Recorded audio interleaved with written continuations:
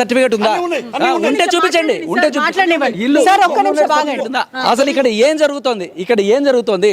ఇప్పుడు ఈ ఎలైట్ కమ్యూనిటీలో ఉండే వాళ్ళందరూ కూడా ఏమిటి మాకు ఈ కర్మ, ఇక్కడ ఏమిటి డ్రగ్స్ దందాలు, చాలా మంది సెలబ్రిటీస్ ఉన్నట్టు కనిపిస్తుంది ఇక్కడ. అందరూ కూడా ఏమిటి మాకు ఈ కర్మ, ఏమిటి రోజు ఈ పెంట మాకు అని చెప్పి వాళ్ళు కంప్లైంట్లు చేస్తూనే ఉన్నారు ఒక పక్క. So being owner of this house he has to assure కదా. అయినా వాళ్ళ తల్లిదండ్రి ఇక్కడ వృద్ధ దంపతులను ఇట్లా రోడ్డును కూర్చోబెట్టేసి రోడ్డును పెట్టింది ఇక్కడ కనబడుతుంది. వాళ్ళు వచ్చారు వీళ్ళు వచ్చారు దాడి చేశారని చెప్పి కథలు చెప్తున్నారు.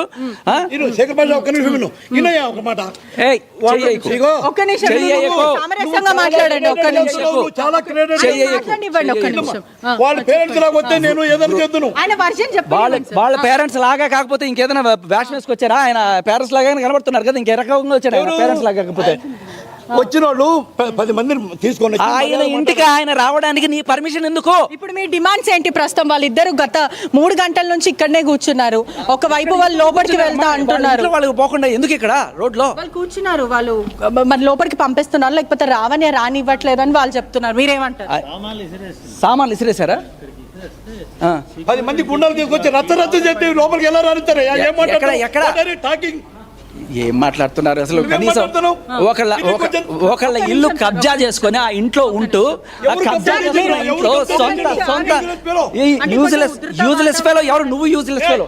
ఇక్కడ రాజధాని లక్ష రూపాయలు తీసుకున్నావు, ఎవడైతే నా దగ్గర డబ్బులు తీసుకొని చూపించమనండి. చూపించకపోతే రాజధాని దగ్గర ఎన్ని డబ్బులు తీసుకున్నాడు అన్ని నా దగ్గర ఎవడైతే ఉన్నాయి. అర్థమైందా? ఇలా ఇల్లు మొత్తం నాకు తెలుసు. ఏం చేసుకుంటారు? కథ రాసుకో, రామాయణ భారతం రాసుకో. రాయిపోతే ఎందుకు తెలుసుకొని ఏం చేసుకుంటున్నారు? ఉధృత వాతావరణమే కనిపిస్తుంది. ఒకవైపు ఆర్గ్యుమెంట్స్ అయితే కనిపిస్తుంది.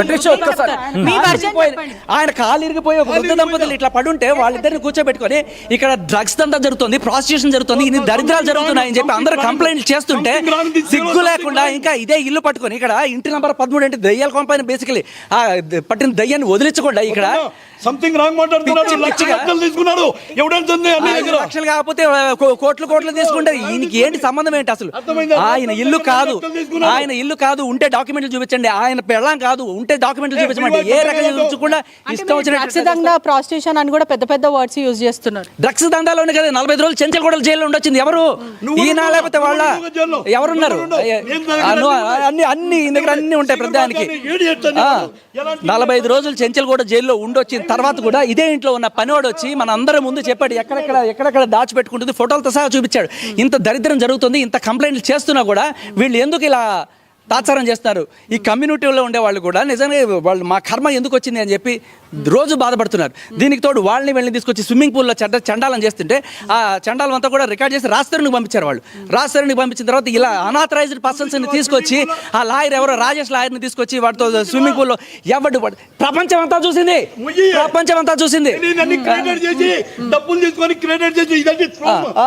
అందరికీ తెలుసు ఎవరెవరు క్రియేట్ చేశారు. ఇప్పుడే చూపిస్తాను నీకు కావాలంటే. ఇప్పుడు ఎవరి మీద కేసు పెట్టింది? మస్తాన్ సాయి నా మొగుడు, మస్తాన్ సాయి నాకు కావాలని కేసు పెట్టి ఇది నా మొగుడు లేనట్టు అంటదయ్యా. ప్రపంచం అంతా చూసింది. ఎఫ్ఐఆర్ క్లియర్ కట్ గా ఉంది. మస్తాన్ సాయి నా మొగుడు నాకు కావాలి అని చెప్పి కేసు పెట్టి మళ్ళీ రీసెంట్ గా కూడా కేసు పెట్టింది కదా. సో ఒకళ్ళతో సంసారం, ఇంకొకళ్ళ ఇల్లు కావాలి. అంటే మస్తాన్ని కూడా కోర్టు ఏదైతే జైలుకి వెళ్ళి ములాఖత్ లో కూడా డబ్బులు అడిగినట్టు కూడా సమాచారం వస్తుంది. నిజమేనా అది? నాకు తెలుస్తున్న సమాచారం ఏంటంటే మస్తాన్ సాయిని ములాఖత్ లో ఈవిడ కలవడానికి వెళ్ళింది. ఎందుకు వెళ్ళాలి ములాఖత్ లో? ఈయన తీసుకెళ్లి జైల్లో ఉన్నప్పుడు, ఆయన జైల్లో పెట్టినప్పుడు అక్కడికి వెళ్ళింది ఎందుకు? 3 కోట్లు కావాలంట. 3 కోట్లు ఇస్తే మస్తాన్ సాయి వాళ్ళ నాన్న చెప్పాడు.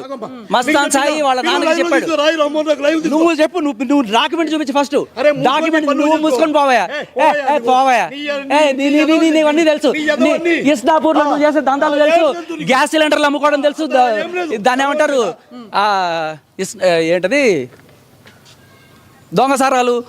నీ దందాలన్నీ మాకు తెలియదు అనుకుంటున్నావా? పెద్ద ఇప్పుడు ఏదేమైనప్పటికీ కూడా మీరు మాట్లాడుకుంటున్నా ఓకే, కానీ ఆ వృద్ధులు ఇక్కడనే గత 3 గంటల నుంచి కూర్చున్నారు. ఏం చెప్తారు? వాళ్ళకి ఏం చెప్తారు? ఇప్పుడు వాళ్ళు లోపలికి రావట్లేదు, ఏం చెప్తారు? ఇప్పుడు ఏంటి అంటే లావణ్య లోపలికి పంపించే వరకు మీరు ఇక్కడనే కూర్చుంటారంటారా? ఏమంటారు? అంతే అంతే. రైట్. ప్రస్తుతం ఏంటి అంటే ఒకవైపు కుటుంబ సభ్యులు కూడా దీంట్లో లోపల డ్రగ్స్ ఉన్నాయి, ఖచ్చితంగా రేడ్ చేయాలంటూ కూడా కుటుంబ సభ్యులు చెప్తున్నారు. నిజంగానే ఈ విల్లాల్లో డ్రగ్స్ ఉన్నాయా? ఉన్నాయో లేదో పోలీసులు చెక్ చేస్తేనే కదా తెలిసేది. పెట్రిషియా రాస్తారు తల్లి అక్కడ ఏడుస్తున్నారు. ఒక్కసారి ఆమెతో మాట్లాడే ప్రయత్నం చేయండి. ఆమె రోదనకి కారణం ఏంటి ఒకసారి కనుక్కునే ప్రయత్నం చేయండి. ఆమె కంటతడి పెట్టుకోవడం జరుగుతుంది అక్కడ. ఆయన లోపల వచ్చి కూడా ఇట్లా రోడ్డును పడేస్తుంది. ఆవిడ ఏడుస్తుంది, తల్లి ఏడుస్తుంది, ఎంతో రోధిస్తుంది. చెప్పండి. సో ఆ రాజ్ తరుణ్ తల్లిదండ్రులకి సంపూర్ణమైన హక్కు ఉంది. ఆవిడకి ఏదైనా ఉంటే కోర్టుకు వెళ్ళి తెచ్చుకోమండి, లేకపోతే పోలీస్ కంప్లైంట్ తెచ్చుకోమండి. ఇది వాళ్ళ ఇల్లు, వాళ్ళు ఉండడానికి లేకుండా ఎలా తోస్తారు వాళ్ళు బయటికి? మెడబట్టి బయటికి తోస్తే పాపం ఆవిడని ఎవడు దోశాడో. అంటే గూండాలు కూడా లోపలికి వచ్చారు. 15 మంది మహిళలు వచ్చారు, గూండాలు వచ్చి అమ్మాయిని కొట్టి ఈడ్చుకు వెళ్లారంటూ కూడా లావనే చెప్పుకుంటారు. ఎక్కడ కనీసం సీసీటీవీ ఫుటేజ్ స్టేషన్ లో ఉన్నారు. సీసీటీవీ ఫుటేజ్ అయినా ఉంటుంది కదా, కనీసం చూపించమనండి. అన్ని నా దగ్గర ఉన్నాయని చెప్తున్నారు కదా, చూపించమనండి.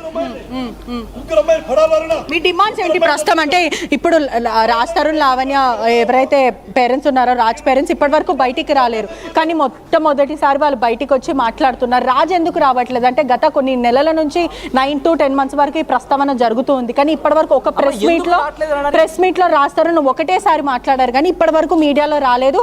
ఇప్పటికీ కూడా ఈ ఇల్లు రాజ్ తరుణ్ అయినప్పటికీ కూడా రాజ్ ఎందుకు రావట్లేదు? ఎందుకంటే ఇంట్లో డ్రగ్స్ దొరుకుతున్నాయి, ఈ ఇంట్లో నన్ను కూడా ఎక్కడ ఇరికిచ్చేస్తారో, ఈ డ్రగ్స్ కేసులు నన్ను ఎక్కడ పెడతారో అని చెప్పి ఇమ్మీడియట్ గా బయటకు వెళ్ళిపోయాడు. సో అప్పటి నుంచే జరుగుతుంది ఇది. ఇంట్లోకి వస్తే నన్ను కూడా ఈ డ్రగ్స్ గట్టి కట్టేస్తారు అని చెప్పి భయంతోనే రాస్తారు రాలా. ఇవాళ రోజుకి పెరిగిపోయి ఎవడు పడితే వాడిని తీసుకొచ్చి స్విమ్మింగ్ పూల్లో కొలకడాలు ఏంటి, లేకపోతే ఇంకోటి ఏంటి, ఇవన్నీ చండాలను చేస్తుంటే తట్టుకోలేక ఈ అపార్ట్మెంట్లో ఈ చుట్టుపక్కల ఉండే వాళ్ళందరూ కంప్లైంట్లు రైజ్ చేస్తున్నారు. ఏంటి మాకు ఈ దరిద్రం, ఈ డ్రగ్స్ ఏంటి, ఈ ప్రాస్టిట్యూషన్ ఏంటి, ఇల్లీగల్ దందాలు ఏంటి, ఇవన్నీ కూడా.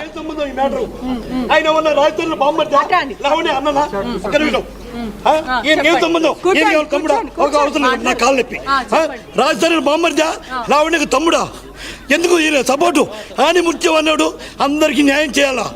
ఆ పాప 45 రోజులు ఉంటే మరి ఏం చేసిండు? ఈయన ఎలా పైలోకి వచ్చాడు? ఎన్ని లక్షలు తిన్నాడు? తండ్రి ఆరోపిస్తున్నారు మీరు రాజధాని డబ్బులు తీసుకొని మద్దతుగా వస్తున్నారు అంటే వాళ్ళ తండ్రి ఆరోపిస్తున్నారు. చాలా చాలా మంచి మాట.